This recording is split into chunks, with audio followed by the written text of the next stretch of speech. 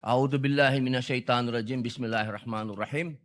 Mga mga mahal kong kasama, nais ko lamang pong idulog sa inyo ang aking nararamdaman, ang isang damdaming masasabi ko pong nagtatanong sapagkat ang mga nangyayari po sa ating hukuman sa mga oras na ito, hindi ko po alam kung ito ba ay eksakto lang na nangyayari o ito po ba ay sinasadya.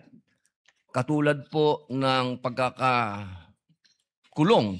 ng ating dalawang senator judge na si Senator Jinggoy Estrada at si Senator Rodante Marcoleta.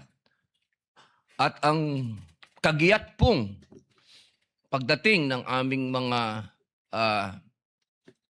masasabing galing sa ombudsman sa akin at kay Senator Alan Peter Cayetano. At kahapon, pagkatapos pong ng isang araw na mabanggit ang patungkol sa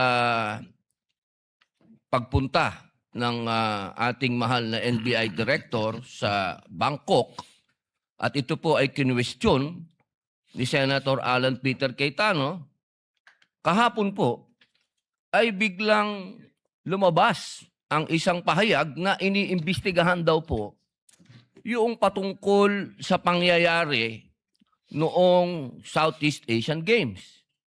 Ito po ba ay eksakto lang o ito po ba ay merong dapat tayong pangambahan? Sapagkat alam niyo po, ako din po ay dapat ay pupunta ng Iran. Sapagkat isinagawa po ang pagbibigay-pugay sa namatay na kanilang leader, spiritual leader. Pero hindi po ako tumuloy dahil may impeachment po tayo. Tanong ko lamang po sa ating mga kasama, dapat po ba tayong mangamba? Dapat po ba kaming manggamba?